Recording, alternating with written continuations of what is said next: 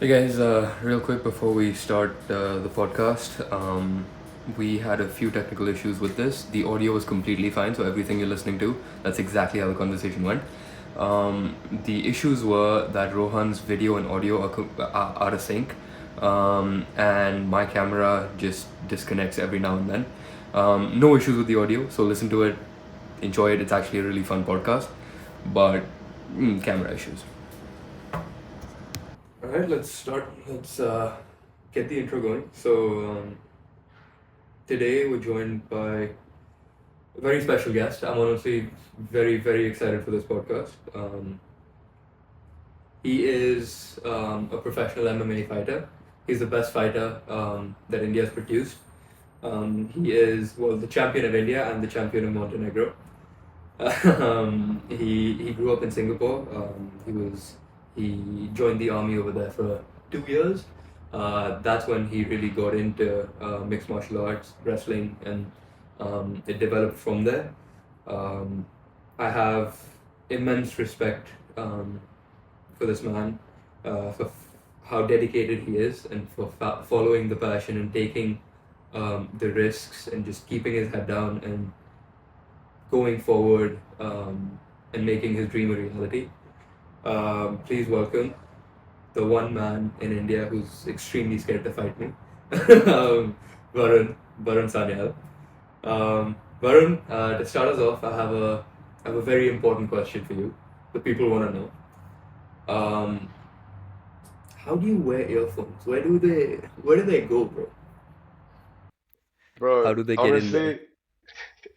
honestly, it's a miracle. It's honestly a miracle. Like, it's just about fitting, as you can see. It's, I have to keep readjusting it because otherwise sometimes it falls off. So, so far so good. If we have to pause in mid-conversation, it's probably because this is dropped off.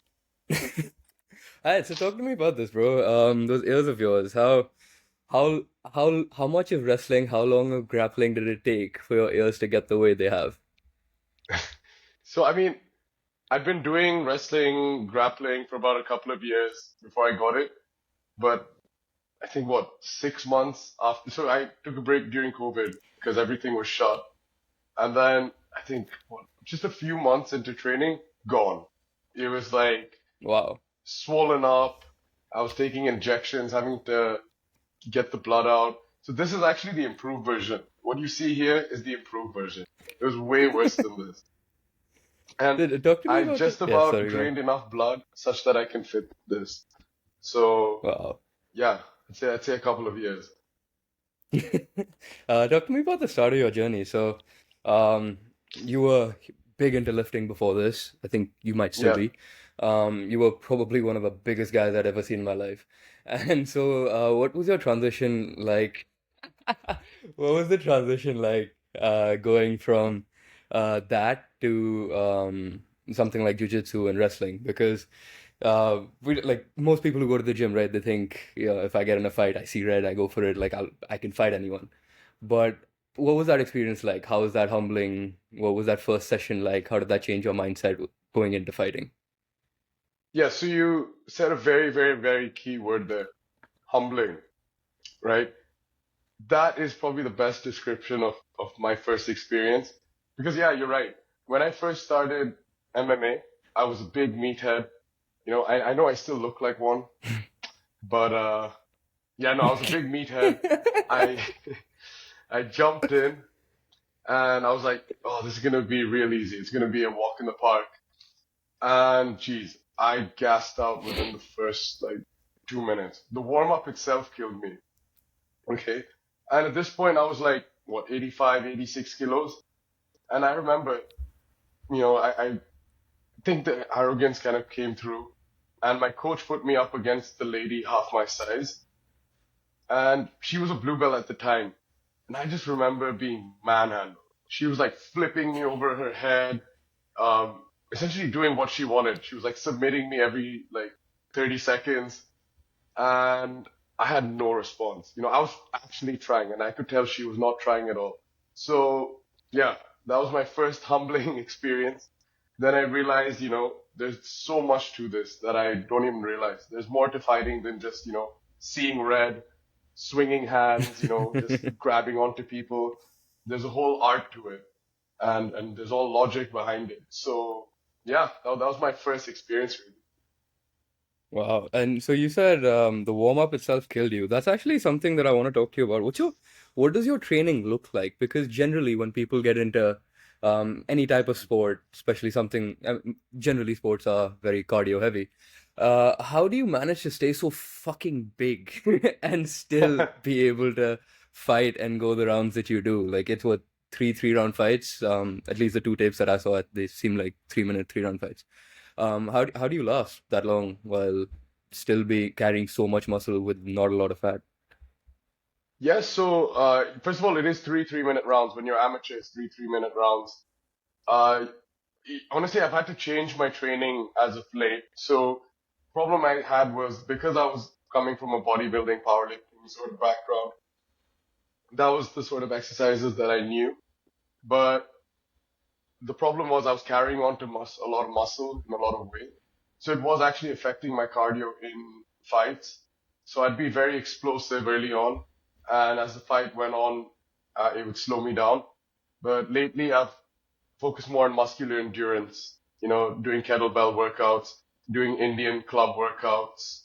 I'm sure you would have seen those, the one that our wrestlers Yeah, use. the like you were So yeah, yes, yeah, yeah, exactly. yeah.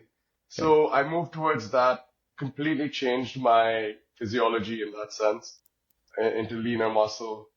And again, the focus is more on muscular endurance rather than big powerlifting moves and explosive movements. So yeah, I think that's sort of how I maintain the muscle mass. But also people forget that wrestling, jiu-jitsu, Muay Thai, they're very intense workouts, and you're still Yes. incorporating your entire body when you're working, or when you're training rather. So yeah, I suppose that's just how I maintain the muscle mass. Because you remember, I already have a good base, from my powerlifting days. So what does a week in the life of you look like? How many sessions a day? What kind of sessions? Like, are you? I'm guessing you're a lot more of a grappler from the two tapes that I saw. It's the fake jab, double leg, fake jab, double leg, and you still manage to dominate, which is crazy. I want to get back to that at some point. But yeah, what does a week in the training look like? Yes, so it's about 6 times a week in terms of days. So Sundays are usually off, and 2 to 3 times. It sort of depends on the intensity of the workouts.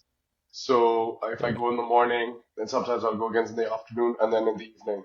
So obviously on those days you can't go 100% in those sessions Hmm. because you want to be able to last through the day.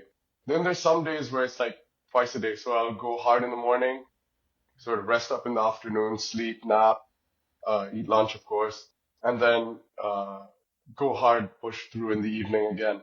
So it really varies, but yeah, 2 to 3 times a day minimum, 6 times a week. That's what it looks like. Wow. And what about the diet side of things? How do you recover Uh, from all of this? okay, so it depends if I'm in camp or out of camp. Right now, I just got done with the fight, so oh my God, I've been eating everything under the sun. I mean, you put it in front of me, it's gone. Literally, it could be anything. It doesn't matter if it's healthy, unhealthy, doesn't matter. Because when you're in fight camp, you're so dialed in. You have to stick to all your macros. You have to eat very clean. Um, you have to remember this is a sport about weight. You even miss your weight by 100 grams.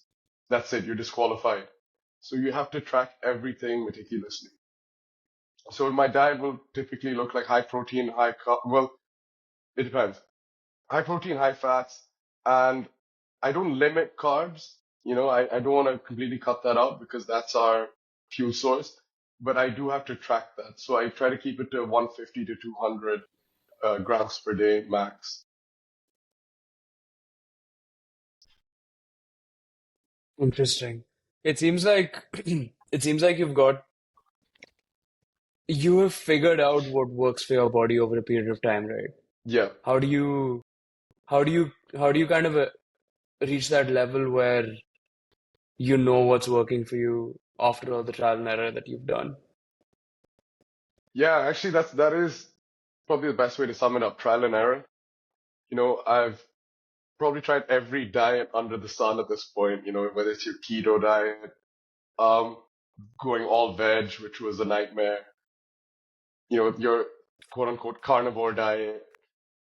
I've tried all of it. Wow. And for what I've found is, and this is gonna get, a lot of people being like, oh, how can you say that? But if it fits your macros, it's probably the best diet that I've found that works for me. But what I will say to people who want to follow if it fits your macros is, this is a very cheesy, but if you see your body as a car, if you put bad fuel into it, that's exactly what your output's going to be. So you can either choose to get your carbs from candy and sweets or from good carb sources like rice or whole grains. And that's up to you. The carb source is the same, but obviously the inputs are different in that sense, like the quality of the inputs. Do that like diet affect though? And I feel like we live in a world where everybody wants to try the next best thing. Everybody wants to try the next trendy diet. Yeah. If you had to leave people with like a couple of pieces of advice in terms of how they should approach nutrition, not just from an if it fits your macros perspective, what would you say? To be honest, I think all these trends, all these, fads, whatever you want to call it, they just overcomplicate everything. They seriously just overcomplicate everything. It's very simple. Calories in, calories out. If you eat more than you burn, you're going to gain weight. There's no two ways about it. And in terms of what sort of foods to eat, a lot of times you'll see no sugar this, no sugar that. If it's got a long list of ingredients on the package, chances are it's not that good for you.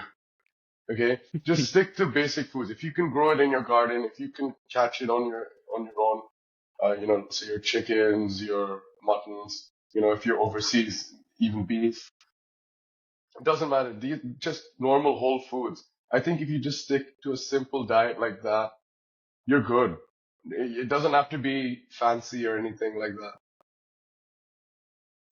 that. So, now that you're out of fight camp, what's your go-to meal after the fight just ends? What do you immediately go for? Man, for me, for me, it's anything sweet. I'm a big sort of chocolate and sweets fan. So just yesterday, I was in the airport with my coach. I think I had 4 slices of cake, just 4 different slices of cake. Chocolate, strawberry cheesecake. I think there was a pistachio one. I don't even know, man. I've been having so many sweets and so many different types of desserts that I've lost count. I get back home, my mom's got a chocolate cake ready. There's like from Diwali, we have a stash of Diwali sweets ready. All in, man. From lightweight to middleweight in 5 days. But let's talk about that fight camp. So, what do you walk first? How much weight do you cut for these fights? What do you walk around at, and what do you fight at? Right. So there's a difference between cutting weight and losing weight. So the cutting weight is typically Yes. is like the excess weight you lose on fight week, uh, you know, leading up to the fight.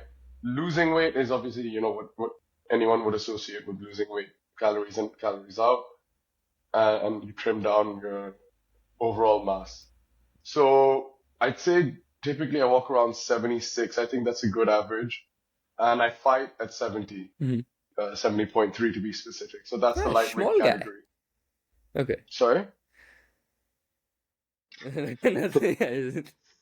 I was giving you shit. I was just Bro, saying small guy. No, do you, it's do you, fine. do Go you on. need to see do you need to see the guns again? I'm ready to pull them out, man.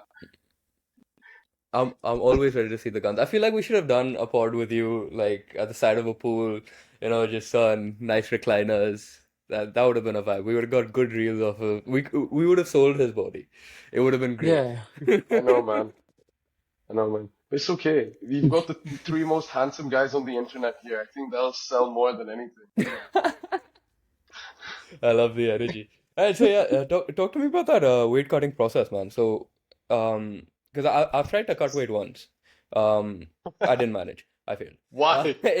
It's very hard, bro. Just so you water load for a while, right? You get used Yeah, to your body you just peeing a lot, so that you're continuously losing water. You up your water intake to like 1 to 2 gallons a day, which is ridiculous to me. yeah. And then suddenly on the day of or the day before, you just stop drinking water, so you just lose everything. You guys take it to extremes with fucking saunas and all of that stuff also. I never tried that. But yeah, it just feels impossible to get through that, man. Like it's tough. How do you do that again and again? How do you do that when you have a tournament where you're fighting consecutive days because you can't even rehydrate? Like, how do you survive? How are you going through that?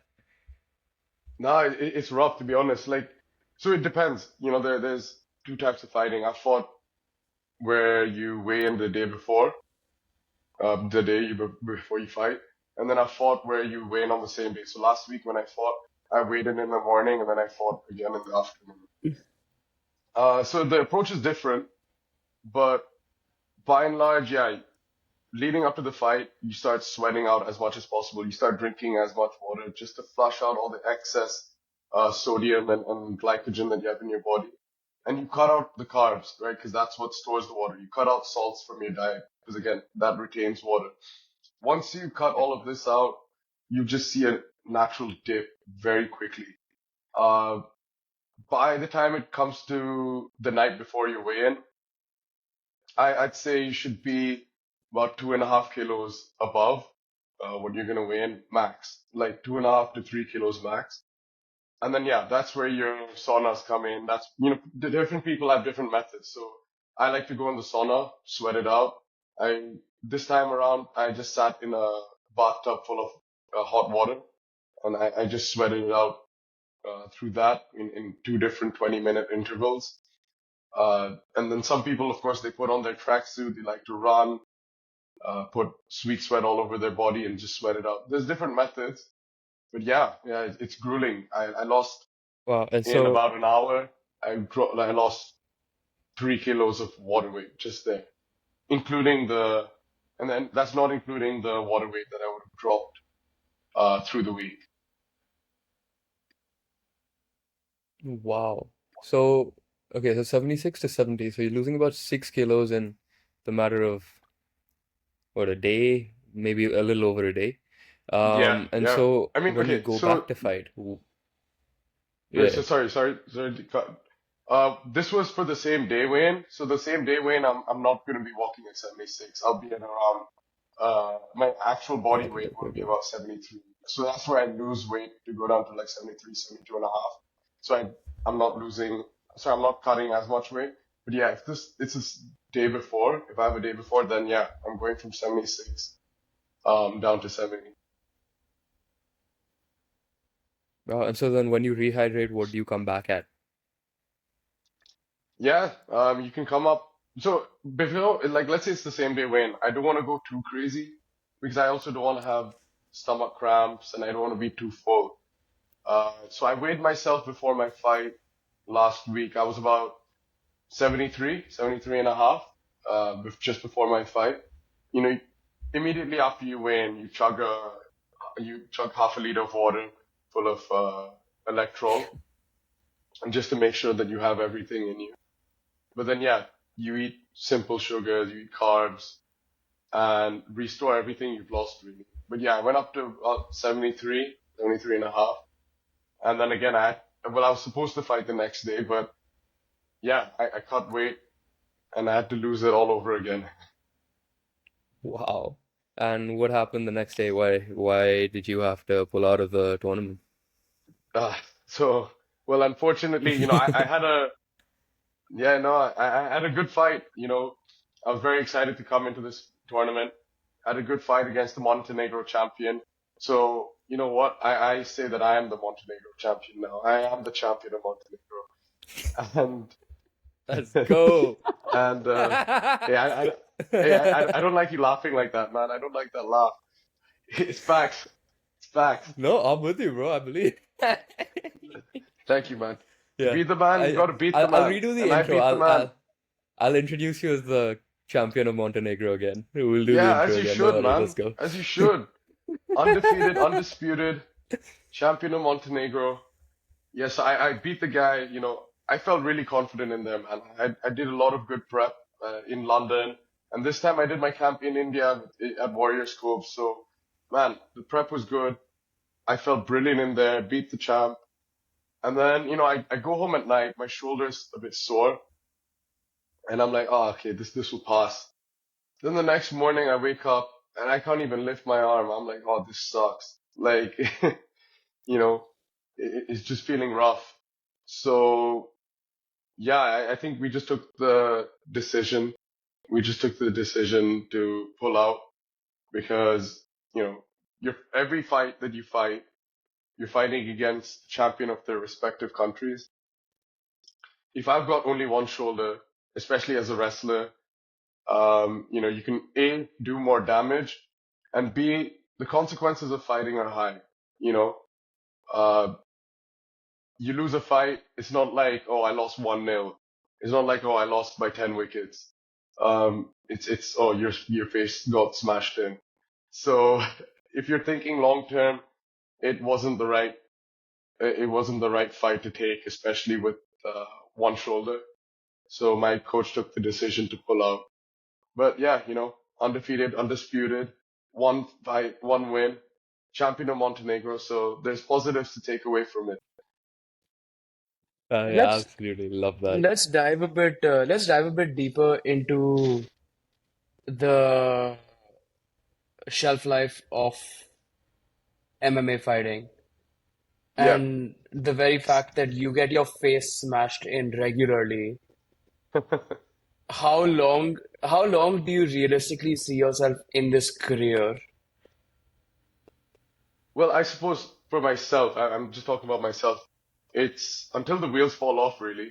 Until my body can take it. Also, I think this is something that fighters have to consider in general. At what point does it make sense? So what I mean by that is, we see guys like Khabib, we see guys like Conor McGregor, they made bucket loads of money, right? And once they made that money, they sort of took a call to be like, and they were like, okay, I've got enough money not to take the damage, not to, put myself through weight cuts and whatnot.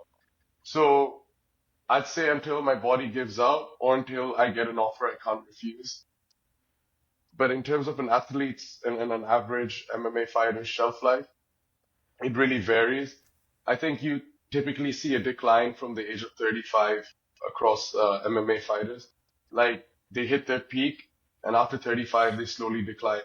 But as years go on, as sports medicine gets better, we're seeing athletes obviously extend their shelf life. The best example is Glover Teixeira, who won his first UFC title at the age of 40, right? Or 40 plus. Wow. And I mean, we see it in other sports as well, right? Football, Cristiano Ronaldo. We saw Rohan Bopanna. He won a Grand Slam. I don't even know how old he was. He was like in his 40s. The age of So 41. yeah, yeah. So it really varies, depending on how you keep yourself fit and, the wear and tear. Uh, you said till it makes sense. W- When does it ever make sense? Like, are you scared about the head trauma? Are you scared about Yeah, how it'll yeah, affect you when you're 40, 50, 60? yeah, absolutely, man. These are things that you have to consider. Like for example, if you listen to Joe Rogan, he talks about the time that he started suffering headaches, and I think he'd seen someone get knocked out to the point where it traumatized him, and yeah, he just decided this is not for me. This is not something I want to do full time. I think there comes a point where you're like, okay, have I reached my peak in this sport? So that's one. Two, again, like I said, if you're a Khabib or a Conor or something like that, or someone like that, where you've made your money, you've made enough that, you've set yourself up nicely, you set your family up nicely, I think that's the best time to just get out. The best advice I've been given by my family and one of my best friend's uncle is quit while you're ahead. right? So if I you know if I feel that I've reached my peak in the sport, or I've made more money than I know what to do with, then yeah, man, I think the smart thing would be to step away and Y- perhaps help the next generation and then build the sport out like in other ways. you had an Instagram caption that I saw yesterday which said, some people do it for passion, some people do it for money. And for you, it's because it's in your blood. Yeah.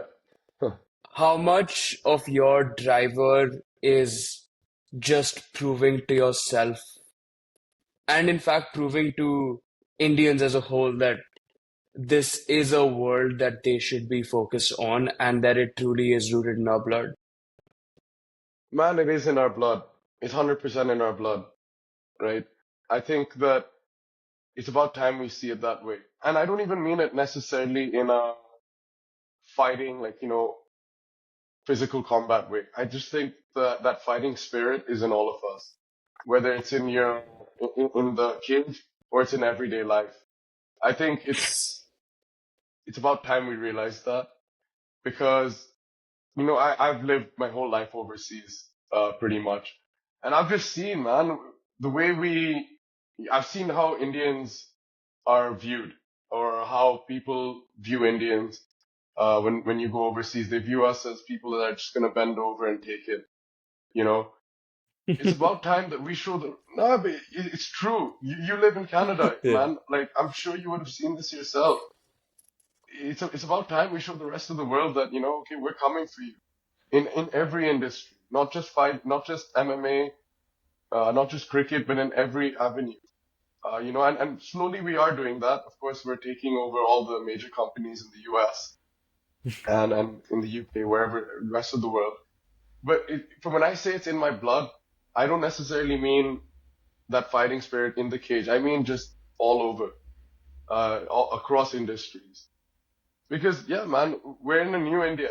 We're in a new India where it's not just about being the best in India and at home. It's about being the best all over the world. And well, I don't want to, not conquering. Well, yeah, you know what? Conquering the world, taking on the world, showing that, India is here to play. That's the message I want to get across. In my case, it's in the cage. For you guys, it's in the podcast field or whatever industry you're in. And I hope that message, and from what I do, I hope that's passed. I love that mindset. That's very energizing and motivating. I love that. Talk to me about the difference in your fight camp between India and UK. Why is India not producing fighters at that level, and why is it so common abroad? Well, I just want to say that it's about time. Like, it's only a matter of time before we do. It's just a new sport in India. It's just not one of those sports that got much attention, or had many people doing it. So in the UK, the sport's been around for over 2 decades now, right? So you've got, as it is, the UK has a good fight culture in terms of boxing and striking and slowly jiu-jitsu. And you've had guys like Michael Bisping, Dan Hardy in the past, and of course my coach Stuart Austin. Now you're seeing Leon Edwards, Tom Aspinall. These are the guys coming out of the UK. So they just have that culture. They have the coaching ecosystem, the training systems in place. Um, we didn't really have that in India outside of boxing and wrestling, of course. And MMA has to be treated like its own sport. So now now people are starting to realize that we've got coaches who've obviously gone overseas, got that knowledge, seen those training systems that foreign countries have in place. They're bringing it back. And now with the internet, man, you can access everything. You can, like, earlier, it was very tough, right? You didn't know all these techniques, all these systems. But now you just buy a DVD or you just go on YouTube. And in India, we have access to the same info that everyone in the world does. So yeah, I think now there's gyms opening up all over India. You see people like myself competing overseas, Anshul Jubli competing overseas.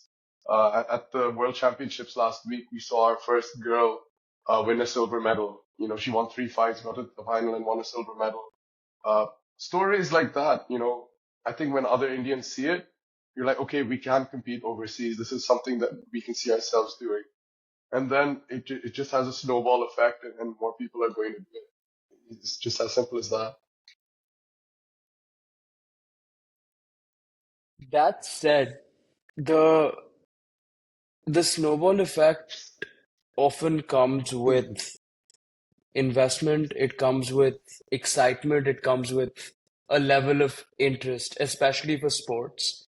We're Yeah, seeing we're seeing Saudi Arabia just sports wash right now, right? And that's right. primarily coming from money. In a country like India, where I strongly believe a lot of the problem is infrastructure. And 100%. we're struggling with infrastructure for major sports. As a tennis player, I don't think we have great infrastructure. As someone that's played football, I don't think we have great infrastructure. For something as novice as MMA, what is it going to take for the people of our country to accept it as a significant sport and invest in it? Yeah, no, that's a very good question. A very, very good question. Because right now, if you look at the top gyms in the country, it's, you've got Cross Train, Warriors Cove, Combat Lab. In Mumbai, you've got One Punch. In down south, you've got Combat Kinetics. All the owners of these gyms are people who don't necessarily need the money from MMA, if that makes sense. Mm-hmm. Let's say they chose not to do MMA or open these gyms, they'd be fine. So, yeah, unfortunately, the situation is like that. But the hope is that because of them, because of myself, who even I don't really need MMA to make a living, because of it will require guys like us to use the opportunities that we have in life to then, you know, spread that knowledge, spread our resources, share our resources, and give those that don't have those opportunities and resources the platform and the infrastructure such that they can go on and compete overseas. So, for example, I'm on this platform, and right now, you guys have a great reach with so many different founders, CEOs, other affluent people. The hope is that I come onto a platform like this, use my voice, and educate more people on the sport. Then they start watching it. There's people that are winning now. Just today we saw Anshul Jubli announce his fight in Feb. Like I said last week, we just got our first silver medal or a proper silver medal in the World Championships, right? So it's these people that I'm hoping now get eyeballs, attention, and therefore investment to further their careers.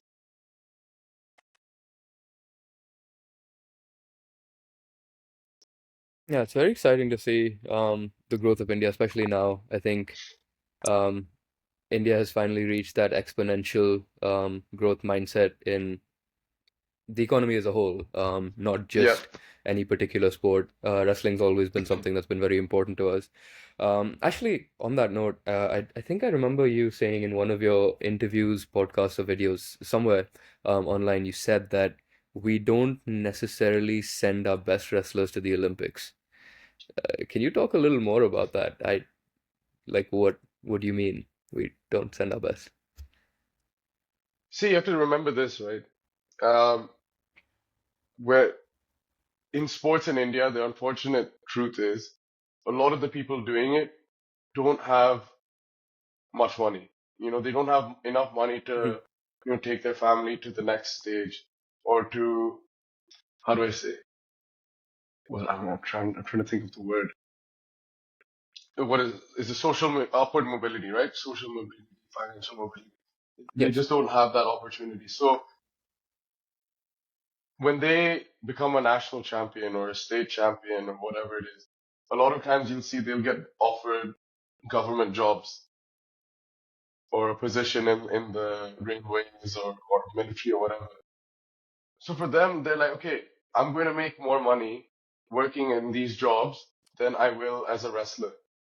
So it would be so they just work such that they can get these jobs, and then that's it. So then they retire even before they've showcased their talent overseas.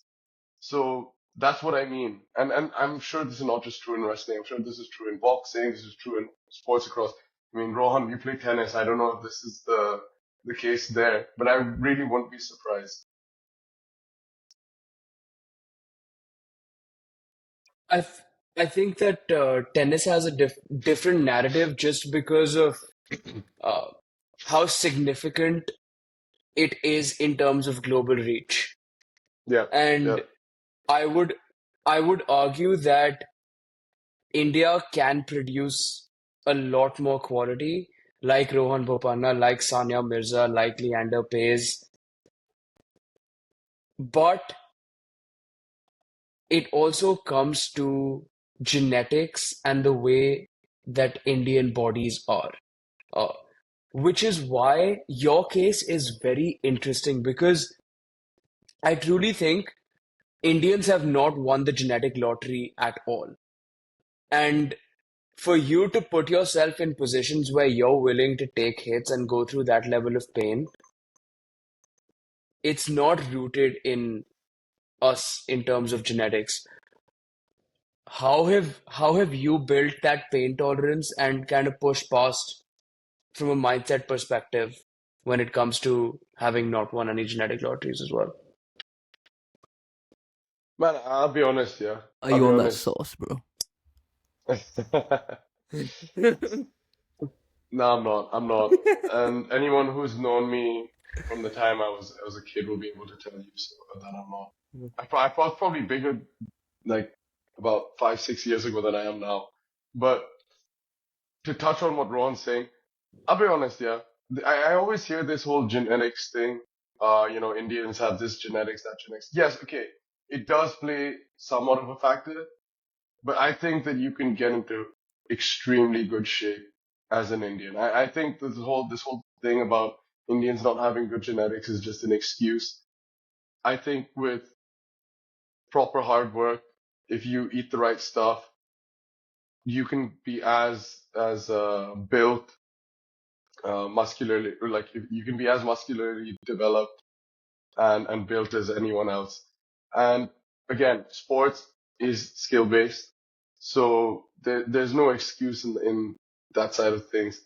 I'd say the biggest reason a lot of us don't have, the bodies that you see in the West is it just comes down to diet.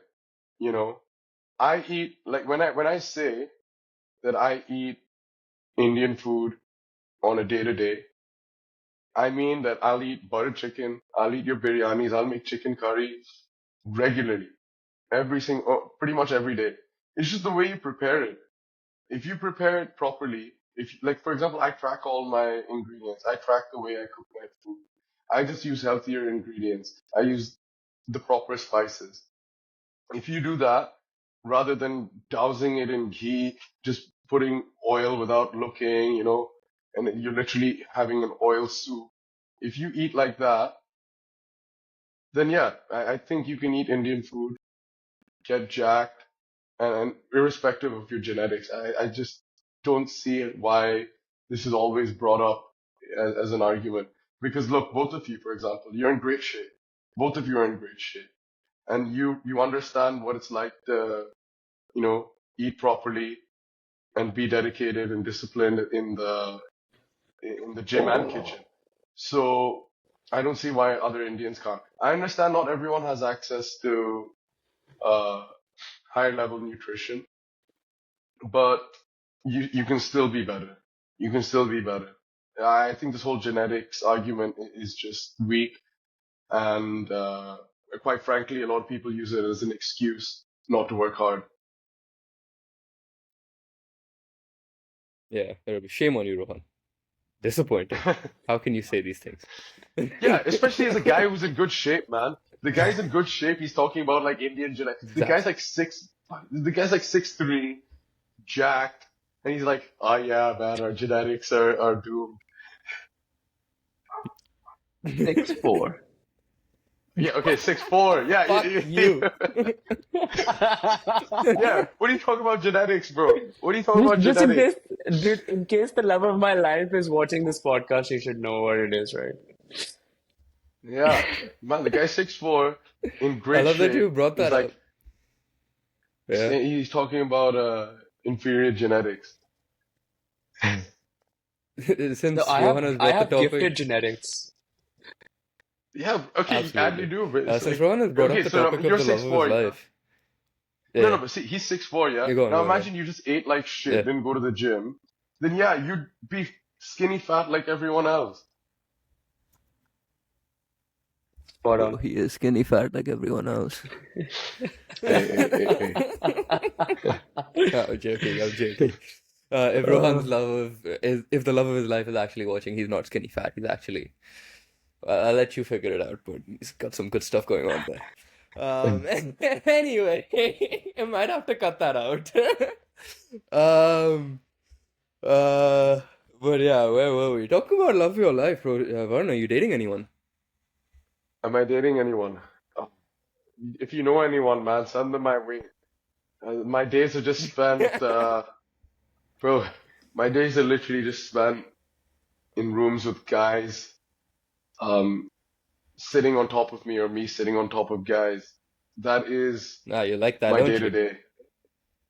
Yeah. I enjoy it, but man, I a girl to come back home to would be nice, once in a while.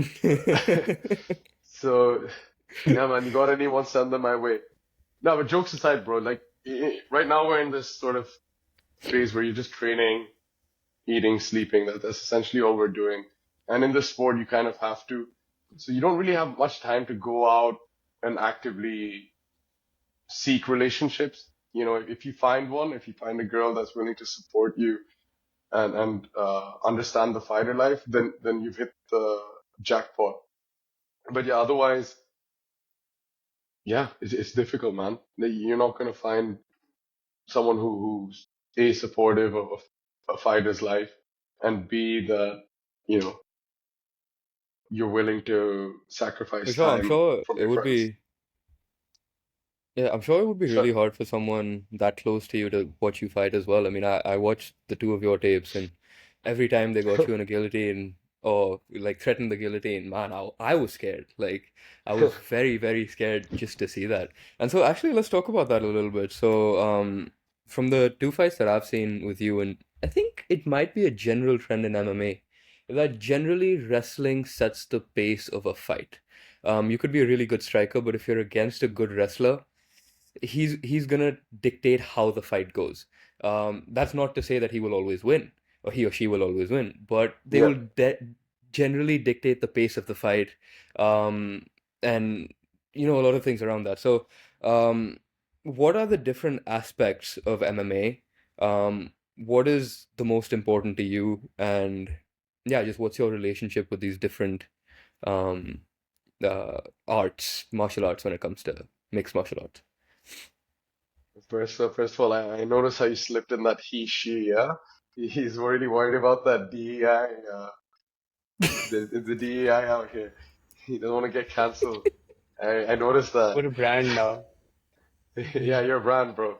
I get it. I We get represent the greater good. No, When I was talking, I saw that little smirk come on your face, and I was like, What did I say? What is he smiling about?" You fucking sneaky guy. no, he's like, oh shit, I said she as well. No, he threw that in there. No, but to answer your question, yeah, you have to be, look, gone are the days in MMA. So when MMA first started, you know, you could just be a kickboxer, you could just be a wrestler and jiu-jitsu artist, whatever. I mean, you could be any of these and just get away with it. Now everyone is so good at everything. You have to keep getting better in all the realms, whether it's striking, grappling, wall work, wrestling, of course. I mean, you can have your preferences. We still have to be competent at all. So, for example, even in my wrestling, I have to still use my striking to set it up, or the threat of the strikes to set it up. So if you watch my last fight, you know, my guy was a taller opponent. He likes to stand and bang. He's got decent wrestling. But you know, if you watched enough of my fights, you know that wrestling with me is not going to be a fun night. So I could Yeah. see that he respected it. He respected my wrestling. He tried to keep a distance. But I just want to stay in his face. So I would put him in in a dilemma in the sense that, you know, I put jabs in his face. So I'm like, okay, you want to come close? You're going to get jabbed. And, you know, anyways, he didn't want to come close to me because, you know, that plays into my game. So then I noticed that every time I stuck the jab out there, he was circling out and he's backing himself up. Now, the beauty of MMA is you have a cage. So there's only so far you can run, man. I mean, so you have to choose. You want to come close and get taken down, or you want to go to the fence, back up, and get taken down. So yeah, man, it's just about how you mix it up. Because in the third round, if you watch the fight, he comes out strong. So he realized that he can't back up anymore. So Yeah. he comes forward and he tries to take my head off. And you know, he did catch What me you once. did He caught there, me that once, was nice. ridiculous. Yeah. I And don't know then what yeah, that was. In that third round, you didn't go for that double leg anymore. He came for it. I don't know what you did, but that was by far the cleanest and most beautiful move I've ever seen in the cage. How, I what was appreciate going it, through man. your head? Like, what was that? Can you talk a little bit about that? Because that when I saw that, like, I watched that back a few times just to understand what in the world happened. That was more like a WWE, not real fighting kind of move. Like, what happened? So you're talking about like when he tries to punch me and then I flip him over, yeah? Yeah, yeah. Yeah. So yeah, that's it, man. That's something that my coach and I had been drilling in the sense that we realized that this guy is going to get frustrated. He's going to come at you hard because he's down 2 rounds. He's going to come at you, and we saw he likes to throw a hard right hand. So he was going to come at you hard with that right hand. As soon as he comes, dip under it and get him. I wasn't quite in on his hips, so and his momentum was pushing forward, so I had to adjust mid takedown. So as many of you know, like, you know, as you saw in the fight, I love my double leg. I love my double leg takedown. But I didn't quite have both legs. So I had to sort of adjust and it almost looked like an FU, like a John Cena attitude adjustment. In in wrestling we call it the fireman's carry. So I had to do it like a quick adjustment. And I remember thinking in the fight, yo, where the hell is this guy gone? I'm like looking around. I'm like, shit, he's behind me, and just quickly adjusting. But yeah, man, these are the things that you have to do in a fight. You constant like, you know, he's striking with you. I'm going for my double. It didn't quite work, so I'm like, okay, switch. Um, yeah, that's all what that's all MMA is about. J just to paint a picture for the people who haven't seen this clip, I'll put the clip up, but Rohan, you might not have seen this clip. So just to paint a picture, this guy, first round, second round, he just opens with jab, fake jab, goes for the double leg. He's wrestling, he's grinding, wrestling the entire round. Third round, this guy comes out swinging. Third round, he caught you with the right hand, right? He did catch me with the right hand. That was me being an Yeah. idiot. I played into his game. So he comes out absolutely swinging. It was a very similar right hand to what Khabib hit Conor with in that fight. Just a swinging, no technique, just Yeah. fucking smacked him on the chin. He caught him with that. When I saw that, I thought, "Fuck, Varun's out. He's gonna get knocked out. There's no way he's getting up from that." Man Oh took it man, he like hit a me with a champ, left hook after as not well. even dazed. Yeah, how, what was that? What did that feel like? Because that was a hard punch. Like he put his entire body, he put his soul, he put his ancestors' strength into that shit. Like, what did you feel after taking that shot? And how were you just not phased? How did you just immediately change it up, take him down, and start wrestling again? Well, man, so if you see the first 2 rounds, I start by taking the center of the cage because our game Nice. plan was to put the pressure on him. Um, I switched off for 1 second. I think I was like, ah, yeah, you know, I got this in the bag. I switched off for 1 second and I didn't take the initiative. He's suddenly backing into me and he starts swinging. I'm like, this guy's a maniac. He's gonna try kill me. And then I get bang, bang, and I'm like, oh no. So I'm like, okay, let's at least try to grab onto him. Even if I don't get him down, at the very least, I'll get a reset and we can get it back into my pace. We can repace. So that's basically all that was going through my head at the time. Uh, and then, yeah, the second time he gets stood up, we get reset, and, we've got about a minute left. I can just hear my corner screaming, "You've got a minute left." So I know this guy is now putting whatever he has into this one punch. And like I said, we prepared for it, dip under it, and the rest, you'll see in the video.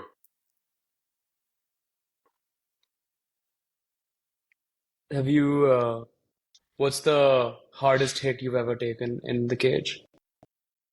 Probably that, isn't it? Hardest Where hit. where you questioned your existence? Oh man, it's a good question actually. Oh no, I do know, I do know. So I remember in 2022, I I fought in the Asian Championship. Man, I had no business being there, to be honest. I had no business being there. I was 3 fights into my amateur career, but I qualified for the Indian team. So I mean, I'm obviously going to go. I go and I'm in the high weight class, and I get seeded against the world silver medalist. Okay. And this dude is, man, he's like 6 foot tall. I'm in the weight class above. I had no business being there. He's big. He's a big man. And I remember trying to take him down with all my power. And like, it just wasn't happening. I knew about a minute into this that I was in trouble. And then he gets me down. And I remember the first punch he hit me with. I was like, dude, this is it. Like, I'm like, man, it's gonna take a miracle because that punch he hit me with, I've never been so like rattled by a punch in my life. So I'd say that's probably the hardest I've ever been hit in a fight. And Oh my God. I weathered the storm. I managed to reverse position a couple of times, but the damage was done. Second round, he took me down again, and that was it. No, he just mollywopped me. What does recovery from a punch like that look like? Like, do you take a few days off? Is there a concussion? Like, what is the Varun taking care of himself look like after something like that? So honestly, Varun taking care of himself versus my coach taking care of me is very different. If it was up to Varun, Okay, I would be in training the next day. Okay, like you're annoyed, I'm you glad just it's want not to up to go Varun. back and get better. I just want to be in training again. So that's where an important coach comes in. That's where a knowledgeable coach comes in. He'll be like, look, you need to take time off, you need to rest. He'll place a training slash sparring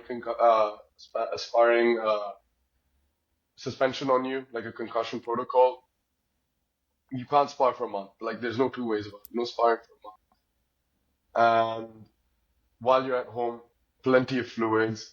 Now, I've learned better, but I'm actually creatine loading because creatine stores water, and it actually brings water to your brain. So that's more or less what recovery looks like. And in terms of training, I take about a week to up to 2 weeks off from anything, like no physical activity. Just let my body uh, recover because you get all these small sort of niggles and aches. Plus your body's cut weight, so it's gone through a shock. Just give your organs and all your muscles time to rest and kind of reset. That's what recovery looks like. Has your fighting style at all been inspired by, oh, I'm scared to take head trauma, so I don't want to exchange blows too much? Or is it just purely you love wrestling and you think it's very dominant and that's why you want to do it? That's a good question, man. That's a good Uh, question, man. Uh, Because I never really thought about it that way. I suppose part of it, yeah. I mean, actually, yeah, you know what? I'd say my coach in general, right? My coach is a very grappling heavy, uh, instructor. Obviously, he wants us to be well versed everywhere. But I do know that, like, the one thing he does say is, would you rather stand and bang, or would you rather get the guy down, hit the guy like 100 times, and maybe take 10 punches from the bottom, 10 like low impact punches from the bottom, and win fights like that. And I know my answer, I'd say that take the least amount of damage and inflict the most amount of damage. So yeah, I'd say that probably it does play into it. But for me, it's also just, I naturally just liked wrestling. I suppose I always saw our Olympians doing well. And then when I started watching MMA, I watched it because of Brock Lesnar, who is a wrestler himself. I obviously grew up watching WWE, grew up just playing wrestling with my friends. So I suppose I just went towards wrestling naturally. And, it just so happens to be that it's one of the most effective styles of fighting. So yeah, I wanna talk a bit more like about that natural transition. I remember last year when we met, uh, we had a very interesting conversation about your career and about everything that you were doing. But yeah, what I am curious about is how did you, rather, how were you able to go all in on this? And what was the turning point in your life where you realized you wanted to dedicate the rest of your life, at least until 35, 40, to just this? yeah, man. So, man, first of all, bringing up last year, bro, I'm really annoyed I missed you the last 2 weeks. You were in Delhi. I We're missed you back. guys We're back in when you, December, if you're there. oh, I'm here then. I'm here. Then we're all good. Then I don't Perfect. feel as bad. Done. Anyways, Done, yeah, done. no. The turning point for me, I think, I grew up playing sports. You guys, I used to play football, used to do athletics with you guys, played cricket, powerlifting, everything. And in high school, I suppose I liked all of this. I grew up watching WWE, and I think out of all the sports that I did, that was always in the back of my mind what I really wanted to do, WWE.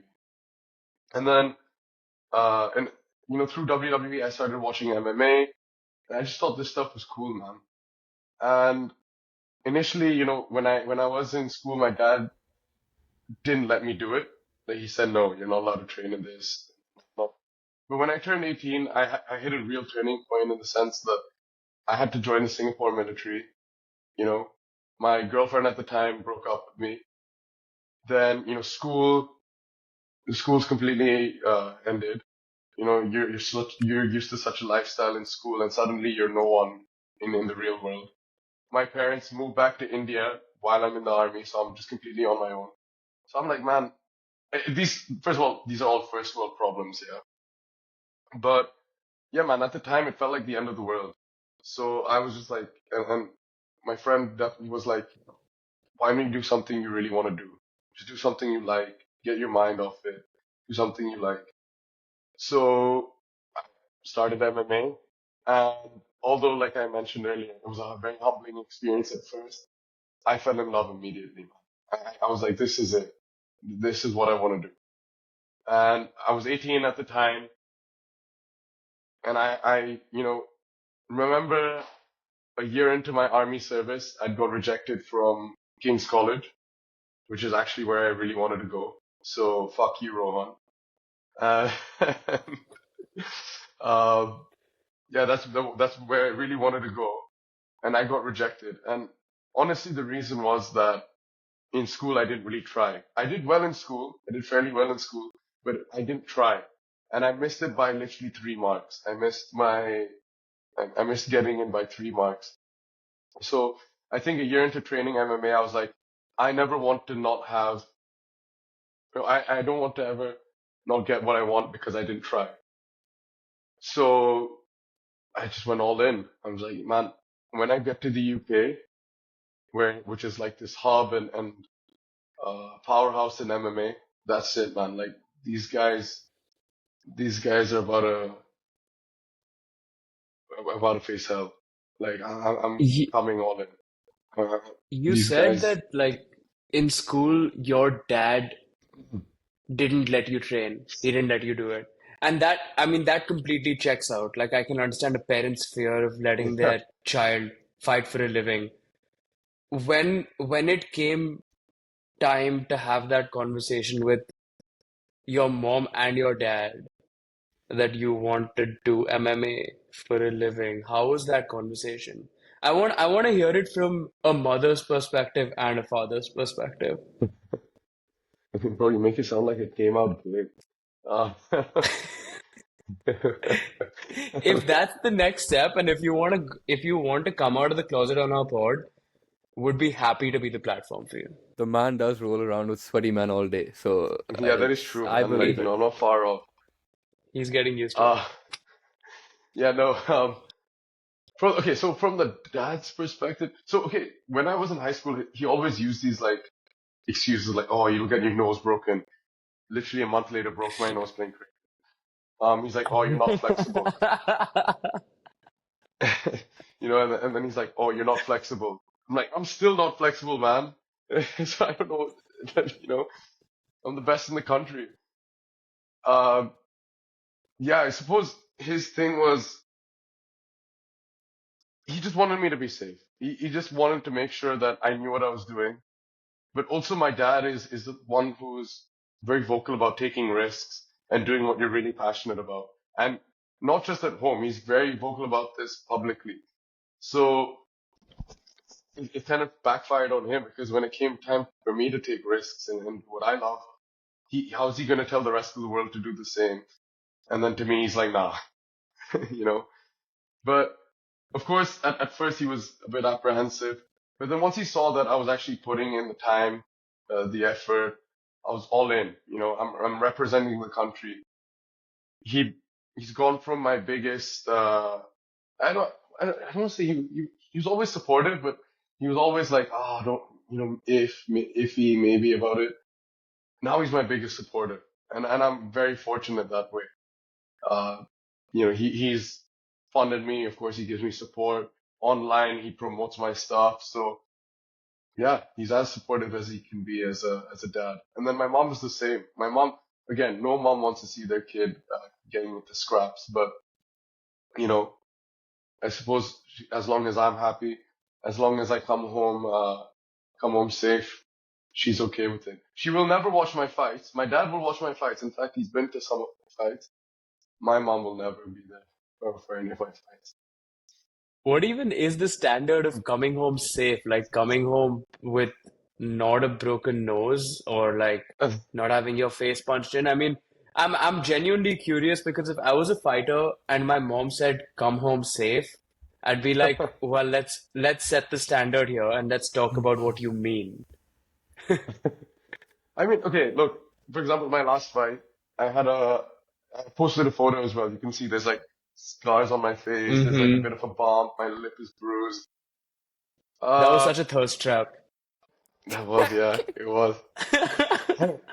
It was. I don't know. It's like one of those that like, either you like it or you don't. Yeah, I was into it. That's all I need, man. That's all that matters. You found your girl, Uh, bro. You found your girl. what, rib up, it wasn't your thing? What? Oh no, it wasn't, bro. I, I like my clean, in shape Varun. I like Ron Kocha's taste better than yours. Fair enough. You found your girl. That's what I'm saying. You've hit the jackpot now, bro.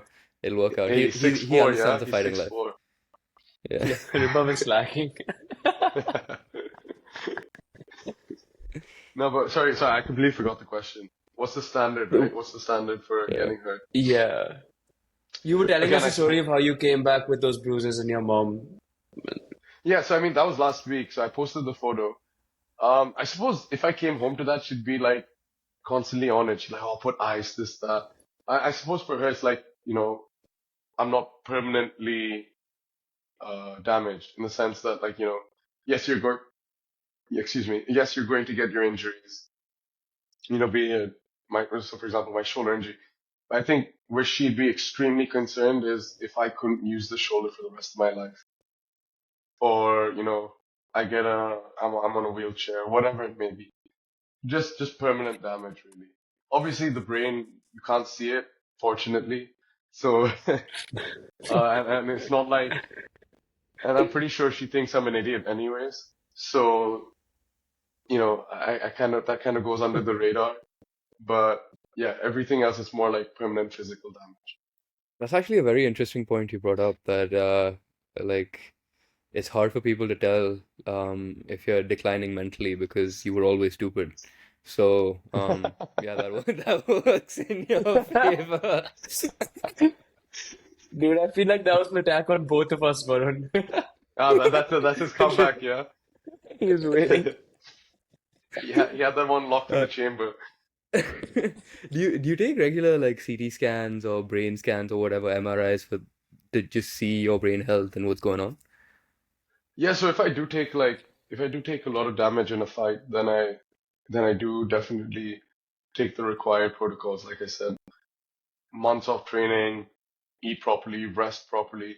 After my fight, I fought in July in the UK, where I did take a few hard shots. Immediately after, I went and did a CT scan, just as a, you know, just as a sort of precaution. I didn't necessarily feel that I was dying or anything, but it's just good to know. And fortunately, the CT scan came completely clear. They said there was no issues. They said that concussion symptoms may appear after a week or so. Fortunately, touch wood, it didn't. But yeah, man, those are the sort of precautions you can take. And of course, when you're in training as well, there's so many things you can do. Like a lot of fighters leave their careers in the gym. What I mean by that is they'll go hard. They're literally having fights in the gym. What we do in our gym, whether it's in India or in England, we play spar. And there are days where you hit a bit harder than others. But let's say you see your partner he's been hit by a shot. You don't follow up and swarm on him and try to kill him. You're like, okay, I got him with a nice shot. Now let's, give him space to work, give him space to recover. Because if you're just in the gym killing each other, you're doing it for no money, no recognition, and you're just killing yourself. So it's just about being smart and knowing how to take care of your brain. Well, how do you train for that big shot that you got hit with? I'm sure that would have rocked you. And so it's also not a good idea for you to get rocked, like practice getting rocked and dealing with it. And so when you encounter something that's just new for you in the cage, like in a lot of sports, sure, it's mental, just center yourself, blah, blah, blah, whatever. But over here, you're getting beaten up. And it's very fast. Like if someone catches you, they're following up. How do you deal with that, especially when you have never dealt with it in practice? Because it's not a good idea for you to deal with it in practice. It's simple, man. I wake up every morning. I take a handful of nails. I just eat that shit, man. Like, bro, I'm, dude, you're laughing, man. I don't know. I don't think this is funny. I'm a Absolutely. machine, man. So I'm a that's machine. I'm built of stone. That's how you endure. Dude, I need this guy in the gym with me every day when I'm lifting. Yeah, that's the motivation I need. bro, and I don't know why you're laughing. I literally like it's just like this. That's it, man. Toughen up. You Absolutely. toughen up. But real talk, Yeah, but so seriously also. I mean, bro, you gotta get the Nigel Reels back, man. I miss the Nigel Reels. I mean, this has been I used Varun's to live for that. personality forever. Varun has always been exactly like this. MMA has only made it I love it. worse. MMA has made him lose enough brain cells where he can be even more unhinged. man. The problem is most people don't Yeah, understand my humor. It's very deadpan, like like sarcastic humor. But I remember yeah. like last week when I was with the rest of the Indian team, my coach is quite similar, like deadpan, sarcastic humor. And when I'm saying all of this, they're taking it seriously. So I'm like, oh shit. Like, bro, like you guys are at least pretending to laugh, right? These guys, these guys were not laughing, bro. Like they're just looking at me like, who's this retard? Bro, you might have inspired the next generation to start eating nails.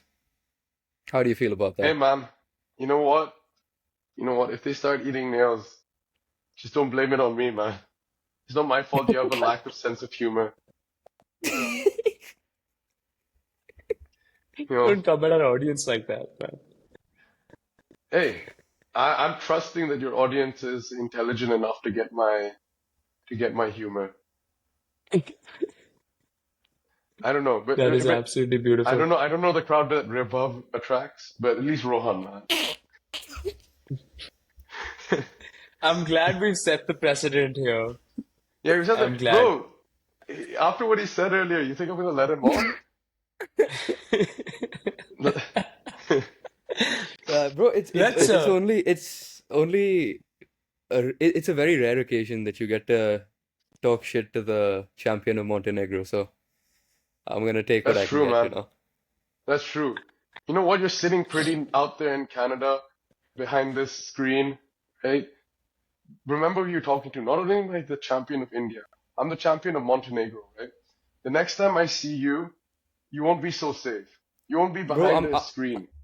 You're in I'm really danger. glad you brought this up, bro, because we've talked about going to Warriors Cove before and ha getting a role in. Why are you scared of me, Yeah. man? Why are you ducking me? Hey, I'm not the one chatting. I'm not the one chatting, bro. You know where I train. You can come in anytime. You can come in anytime, I bro. feel like we got to I'm make that ready. happen, bro, because And now I'm a double champ. Champion of two countries, bro. In two Wait, different continents. I that's have a very true, very bro. important question. I have a very Please ask. important question. Do you do you think that, of course, being the champion of two countries, but also being a fighter, you build a personality of kind of being protective. Do you think that that makes you more desirable to women, but also women's families? Because they'll always be safe around you. What a question. Bro, it's a pretty good question. It's a pretty good I question. love it. I love it. I love it, man. You know what? That's a good question. I want this to go on Reels. Please. It everything is going What on do I reels, think? bro. Right. Do I think that I'm more desirable as a fighter to women? My simple answer is absolutely not, man. Bro, I'm literally locking myself up in a cage, fighting another man. All right.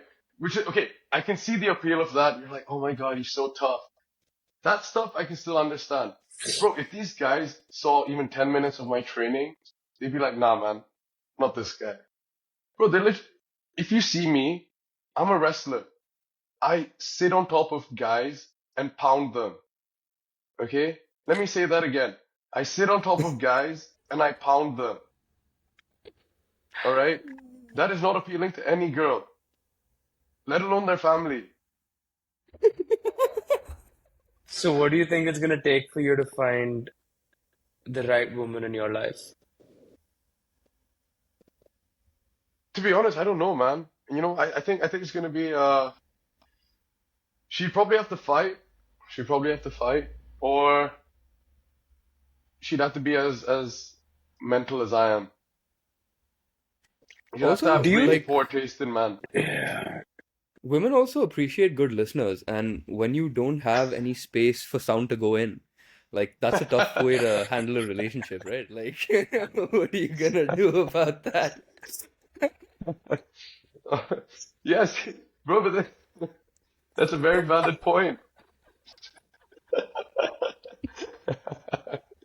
Yeah, that's a very valid point, man.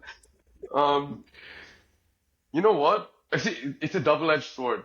Because at the Yeah. same time, like, I don't have to listen to them talk all day.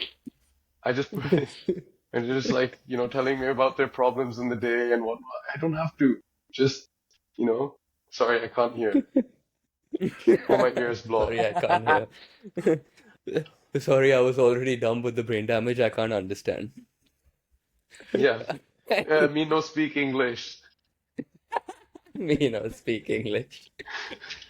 Dude, you'd make a Uh, really good Indian Borat. Bro, that was what Nigel was all about, Oh, man. yeah. It's just that Nigel Yeah. doesn't like. I don't know, man. I hate my video editor to Nigel because he decided to get himself a real job and he can't edit my videos anymore.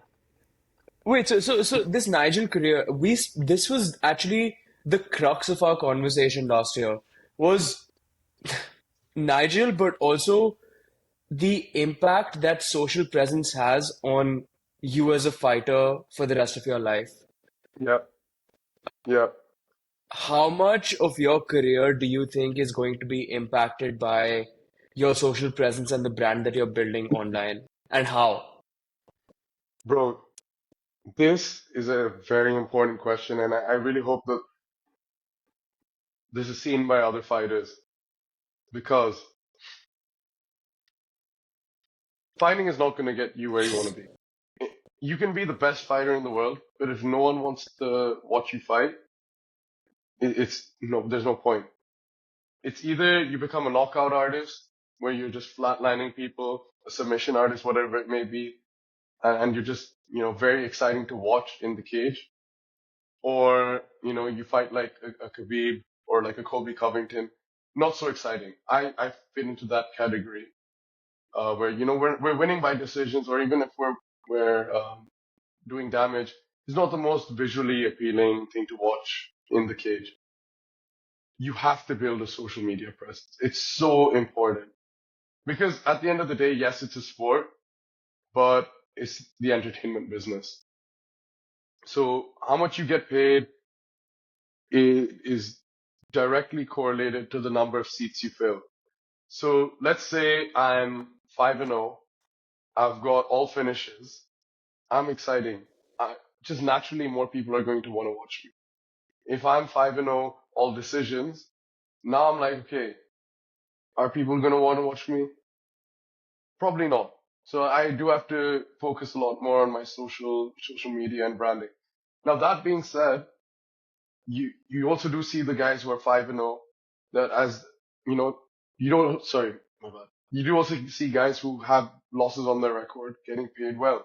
So you're not necessarily the best fighter. So for example, right now or earlier on, the best paid fighters: Conor McGregor, George Masvidal, Nate Diaz. Conor McGregor has not won a fight or like a fight of importance since 2016. Okay, let me repeat that. Conor McGregor has He not beat won an important, Cowboys Cerrone at some point, right? I said important fight, Important fight, yeah, since yeah, 20. He's not won an important fight since 2016. Yet he will come back whenever he comes back and get the highest paid gate in history. George Masvidal, one of the highest paid fighters of all time. Nate Diaz, one of the highest fighters of all time. The two of them have not even touched UFC gold. Not only that, they have several losses. They have losses in the double digits, right? But they are still the highest paid fighters in the UFC. Don't get me wrong, they're both excellent fighters. But the reason that they get paid the most and they've made it as far as they have is the brand that they have around them. When you look at a guy like George Masvidal, he's got that whole Street Judas thing going on. Or sorry, he's got Street Judas is what Colby calls him. He's got this whole Scarface thing going on for him. Nate Diaz is that, like, I'm that brash, cocky gangster from Stockton. I'm gonna fight you any place, anytime. Even Khabib, for that matter, man. Khabib is not the most exciting fighter, but he had the whole Muslim angle going on for him. That he's a devout Muslim. He represents uh, all his Muslim brothers and sisters around the world, and he kind of represents the idea of discipline. He himself had his own brand, so you have to have that. If you don't have that, you're not going to go anywhere in the sport. There's no point having 5 to 10 knockouts on your resume if no one knows about it, or wins for that matter. So what are you doing to build It's out that social media presence and that reach? Is that something that you're actively working on? Well, first of all, I think like just posting on social media, uh, you know, I'm trying to get better with that. I'm trying to post more high quality stuff. Earlier, I used to think it was more of a numbers game posting, regularly every other day. But then I was posting like kind of mid-level, mid-tier content. So now I'm trying to focus on quality content. So that's one. Two, I'm finding my own market. I'm trying to appeal to my own market. So I think again through trial and error over the years, finding my market. And now I'm again, it's just appearing on podcasts, news channels, and you know, obviously fighting, just being as visible as possible in general. I think after today, my brand might take a hit after talking to you or above, but yeah, by and large, it's by doing appearances like this one. It's fine. Whatever hit it takes when we meet in the gym and I absolutely destroy you. That'll get a lot of views and that should get the word out about this Indian fighter who's really trying, you know? Hey man, anything for the numbers. It reminds me of a very interesting quote that I Oh, heard when I was in college studying digital media. There's a guy yeah, called David Arwin, and he said, consensus kills creativity. If you try to be acceptable to everyone, you will be exceptional to no one. yeah, And the idea was when you're building a social presence, most people approach it with a consensus mindset and they try to follow the creativity of someone else doing something similar to them.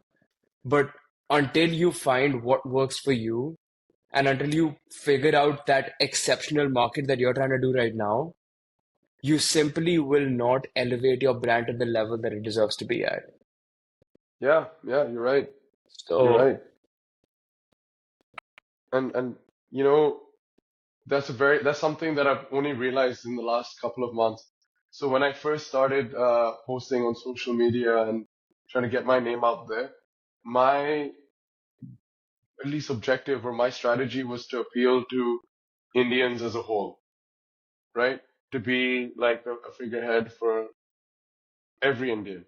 Now, while I do want to do that, while I think that, you know, it'd be good for every little boy and girl in India to look at me and be like, oh, that's who I want to become. I also have to narrow down a bit in terms of my market, and I have to be real with myself. I didn't grow up the average Indian life. I grew up a five-star life in Singapore. Even in India, I live a five-star life. In London, I live a five-star life.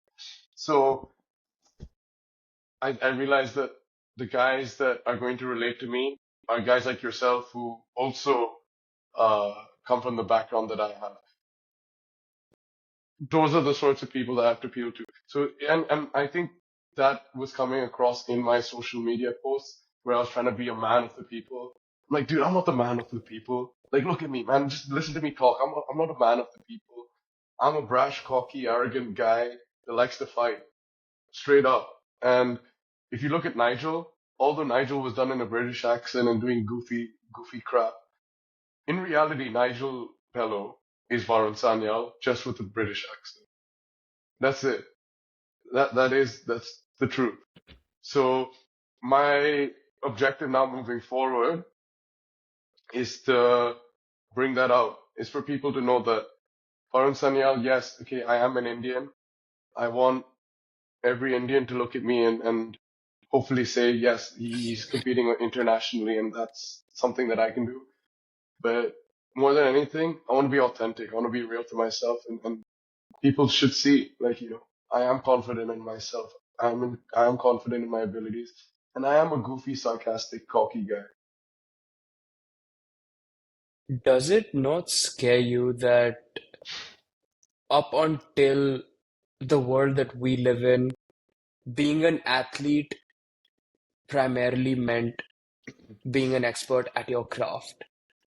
But now you have to be an expert at the craft of building the presence because tech is impacting every single sport at a Yeah. level that none of us would have anticipated. Does that scare you as an athlete? So I mean, okay. So when you say tech, what exactly are we talking about? Are we talking about like the social media side of things? Are we Social media talking stuff, about, I'm guessing. footage? Yeah, yeah. All social media. In essence, yeah. Like I think every single sport, an individual player on a football team's brand is elevated because he has a, I don't know, great social presence. Rory McIlroy is bigger because he's bigger on socials. Like more people in the world know him. It's things like that that are Yeah. making so much of a difference to the sport and to the money that is going into the sports. Does that scare you for the future of the sport? Not really, man. You can either uh, be afraid of it or you can embrace it, right? You can look. The fact is, technology in sport is inevitable. It's already here. So you can either shy away from it, run away from it, and say, "Oh, I'm not going to do it. It's working against me," or you can ride the wave. So I've chosen to ride the wave. I think that if you know how to play your cards right, you know how to position yourself, you know how to use the resource that is technology, you can go real far. You know, I'll give you a best application case and a real life example in uh, my life of how this made a difference. So when I first started Nigel, so for those who don't know, I used to do these skits on social media. When I first started that, I had just random people, well, not random, but like friends of friends who would start messaging me and start watching the videos, right? So when it came to debuting in amateur MMA, people were just interested and wanted to come and watch my fights. I think in my first fight alone, in physical ticket sales, that too in a country where I'm not from, in London, I sold over 20 tickets, okay, which is quite a decent number for your first fight. My teammate sold, I think, three because he just didn't care about that stuff. He didn't try to build his brand online or do anything like that. Now, when it came to doing the next show, so my second amateur fight, the promoter of the fight event came to my coach and he said, "We want Varun and we want the other guy to fight on our show." Okay. When he gave me a list of opponents, he gave me about four options and he's like, "Pick whichever one you want." When he was talking about my teammate, he said, "This is who we have for this guy. Take it or leave it." So that's the impact of driving revenue and bringing seats to the table. Because now here I am. I have four options. I can choose which one I want, which one is most favorable for me. Now this is where the snowball effect comes in. Let's say out of the four, I choose the one that suits me the best. I'm likelier to win. If I win, more people pay attention to me, right? If people pay more attention to me, the option then the next time I want to fight on a show, from four options, I've now got maybe five or six. Then again, I choose the best matchup out of that, and it just keeps going forward like that.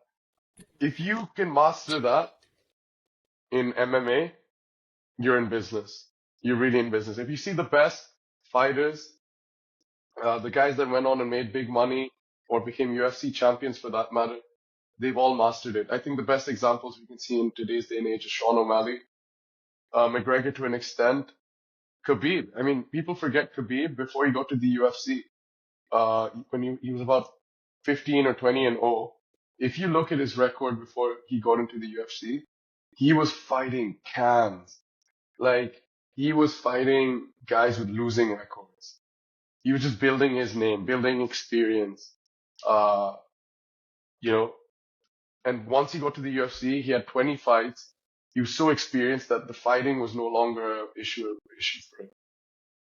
So that's what Yeah, he's you a really have to be smart in the sport. You really have to be smart in that way. Yeah, Khabib used to maul people to death. When you earlier said that Khabib might not be one of the most exciting fighters to watch, I think I disagree with that. I think, to me at least, he's Yeah, one of the most exciting fighters to fight because that ground and pound, man, wow. But so you said you get to pick your fights, and that's a very important aspect of fighting. And it's a very common saying in martial arts in general, whether it be boxing, MMA, jiu-jitsu, anything, is that styles make fights. That's the most important thing. And Correct. so, what's your style of fighting, and what is the style that you love to go up against, and what is the style that you're scared to go up against? Okay, so to answer the first question, I think my style is just suffocation. Just I'm. It doesn't matter win, lose, or draw. You're going to know that you're in a fight. Because I'm gonna come at you with pressure. I'm going to impose myself on you. It's going to be high paced. It will be high paced. If you take me down, I'm going to scramble, uh, till I die. And if I take you down, I'm going to sit on top of you and make you feel my pressure, make you feel my presence. I'm going to beat you up while I'm on top of you. So it doesn't matter. Bro, if we It just doesn't put some matter. sexy music on top of this, all of this out of context is wild. It's absolutely wild. But yeah, sorry, go on. Yes. No, so yeah, it's just constant action. I think that's the best way Right.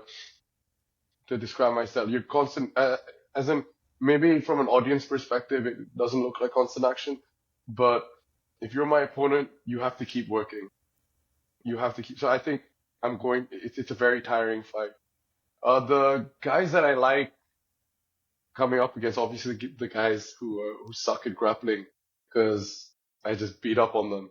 The guys I don't necessarily like fighting. I don't think there's any specific type. Um, Obviously, the harder fights are the ones that are those guys that are willing to scramble with you. But although those are harder, you end up enjoying it the most, if that makes sense. Like those are the most rewarding fights to win. For example, last year in the World Championships, I came up against the South African champion, and it was a very close fight. I ended up winning, but it was a very evenly matched fight. Like I was taking him down, I was grappling with him, he took me down, and we were scrambling, and then on the feet we were getting to clinch fights. I punched him a couple of times in the clinch. He kneed me. It just felt like you know it could have gone either way, and those are the most rewarding fights. But they suck after. Like you really feel it after. Is there like a slightly dark side of you that likes getting like when you take a body shot, kind of like it? Like there's a part of you that just is, feels good. Yeah, man. I love getting spanked. I mean, it's, uh, Vibhav, that was such a leading question, man. No, man, that was a genuine question. I meant nothing of it. I love it when guys beat my ass. Um, it's so funny, bro. You know, this is public. Your entire family is gonna watch this. Yeah, they know this, bro. They watch me get my ass beat. Like the That's other funny. day, my dad paid for pay-per-view to watch a guy try to beat my ass and watch me beat another guy's ass live Nice. on pay-per-view. That's hard. My grandfather tuned in for that, bro. I was Oh, just that's pounding evil. away. Don't bring the grandparents into this, man. Let him be, bro. Let him be. Not the grandparents. Nah, This man, but guy. like, in, Yeah. in all seriousness, no, man. It's never fun. It's never fun. Although I will say that sometimes I think, surprisingly enough, what does like trigger like the sort of kill switch in my head is if I see my opponent's tired, because I'm like, okay, no, now I've got you. It's either that or for some weird reason, if I feel like I'm better than my opponent, I get pissed. It's really dumb. Interesting. You So I get pissed remember when you this get one. hit. If you get hit by someone who's not as good as you. No, no, that's fine. Because then Okay. I'm like, okay, at least he's trying. But like, I remember this one fight, Yeah. or there were a couple of fights where I've taken the guy down, and he Yeah. just like I know I'm better than him, man, and that pisses me off. I'm like, dude, why am I in the cage with this guy? This feels like a waste of time, you know? And I don't know. Then suddenly my ego hits, and I'm like, oh my god, this guy sucks, and he thinks he's better than me. And then that just triggers something in my head, and I go at it. I can't really explain the mentality, but yeah, man, that's So, probably the only time I get riled up. Not really when someone hits me. so do you like when you know you're better than someone, do you show mercy? Do you put them to sleep, or do you just fucking beat them? Bro, I'm a decision machine, man. I'm a decision Yeah. machine. So even if I get into a street fight, we're going to decision. Okay? Like, Just give me like, a call, man. I'll run over. I'll call the fight. Don't worry. bro, I got you. bro, I will take you down, hold you down, and after 3 minutes, we'll take a break, and then we'll fight again. That's how I operate, bro. On the street, it's the same thing. There's no finishes out here. Is there a part of you that hopes you get into street fights just while walking? You see someone who Fuck no. just pisses you off? To be honest, no. In fact, I think that before martial arts, I probably would have wanted to get into street fights and get into brawls or whatnot. I think once you're exposed to the reality of violence and the reality of what can happen as a result of getting into a fight, you don't want to do it for free, and you just don't want to. You Interesting. also just don't want to engage in it. It's pointless. You understand the consequences, uh, of you inflicting damage and also taking damage. I think Yeah. the best advice I'd give to anyone who's about to get into a physical sort of confrontation is just step away, man. Just step away. Don't let it escalate to a fight because it's not gonna end well. You know, you can punch someone, and if they get knocked out, hit their head on the ground, they could die. And that's your life gone, man. For 3 seconds of a rush of blood, your life could go down the drain. So I don't see any benefit to it. And if someone's trying to attack you, my best advice would be just run, man. Run if you can. Really run if you can. Or if you really have to punch, get them shocked, get out of there, man. Just don't engage in it. Just don't engage. It's also definitely the fighting is humbling, especially when you do these. I mean, you're a double leg artist.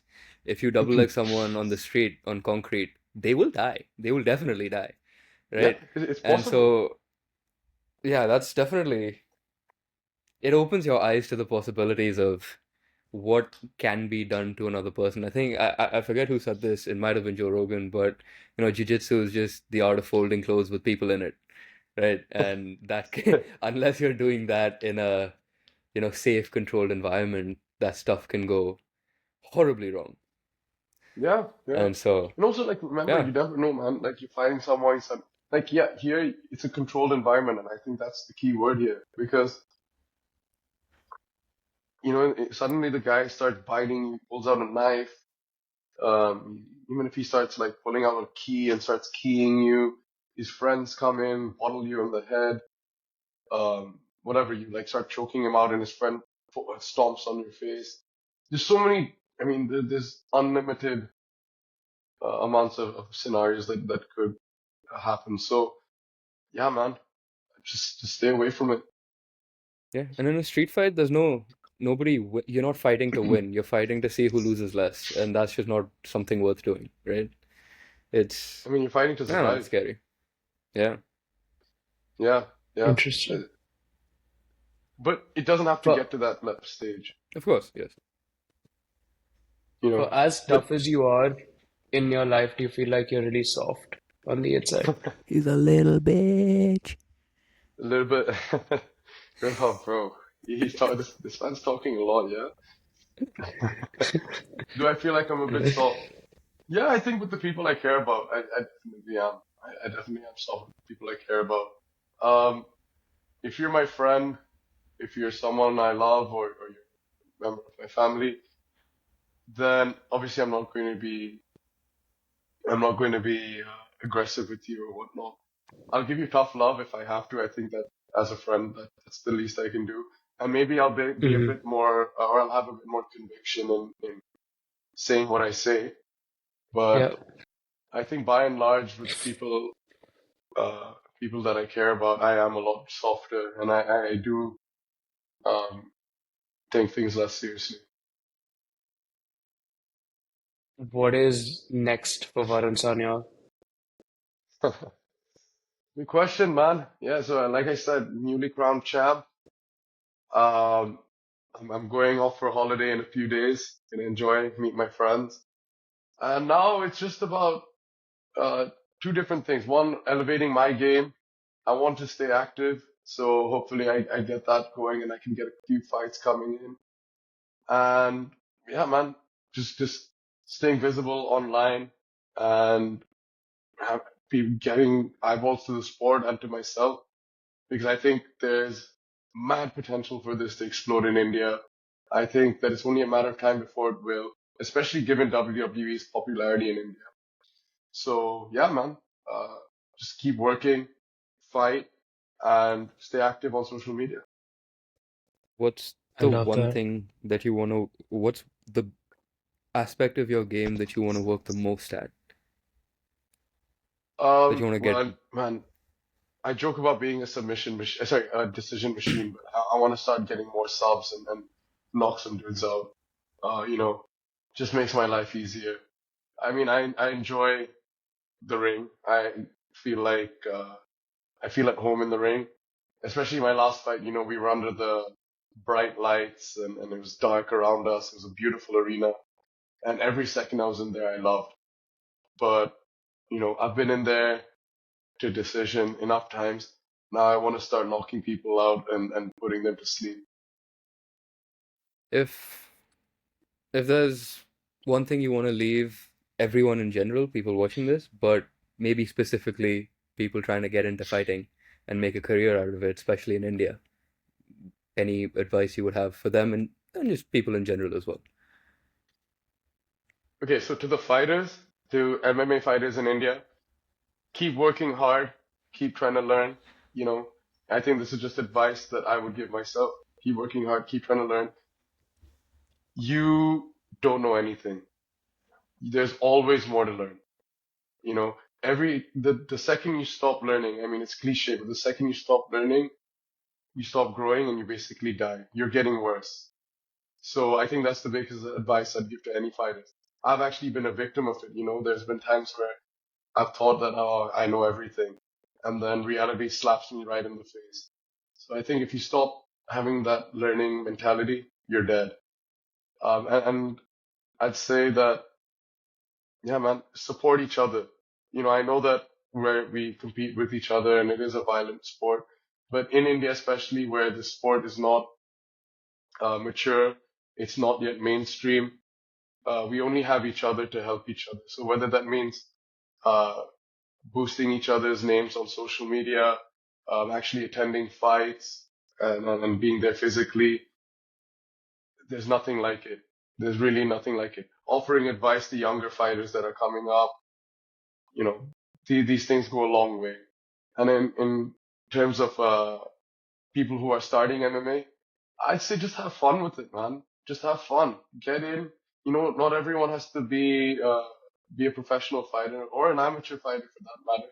You can just do this, have fun, and you know, learn a great skill while you're at it. This sport has changed my life for the better in so many ways. I've learned more on the mats than I did in all my years of schooling and in university. And it's the best way to test yourself and learn who you really are. So go there, have fun, and man, I really think you will. I think there's no doubt that you'll fall in love. Right. Great to hear that. It's been honestly a pleasure talking to you. I know I talk a lot of shit, but honestly, mad respect for everything that you do. I love the work Thank you. ethic. I love what you're doing. I love how you're following your passion, taking the risks. You seem to have your head on your shoulders. You know what it takes to make it in the fight business, in the entertainment business. It's been an absolute pleasure to talk to you. And yeah, thank you for coming on. Thank you for taking the time, talking to us. Still gonna whoop your ass when I'm back, but it's been an absolute Yeah, pleasure bro. and honor to talk to you, man. honestly, like I've grown up with you, and Yeah. it's funny because you've been one of my closest friends for like 10 years, but I have so much respect for what you're doing in your life. And it's the best kind of people are those who are close to you in your life and are pushing the boundaries in a place that they really love, because a lot of people find it hard to do that. And so I have honestly immense respect for you. It's fucking phenomenal. So just keep doing what you're doing. Um, Make sure to give me a tight hug when I come back in December so Oh that man, without I question. can feel those years. But yeah, honestly, thank you. Thank you so much for coming on. Like we were really excited for it from the start, and I think you showed up, Nigel. You showed up. No man, thank you. And I think I need to contribute to this circle jerk. So I'm just gonna say, that I love you both, man.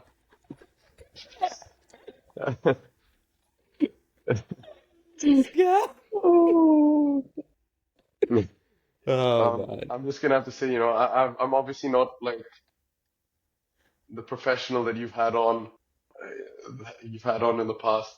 I'm very different from the rest of the guys that you've had on this podcast, but it's so awesome to see that you guys are sticking with it.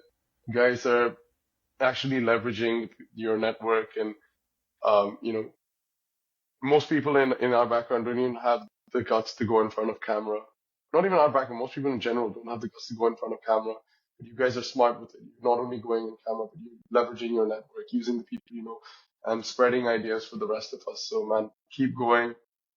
And I'm so happy I could do this with you guys. Hopefully we can do another one in the future.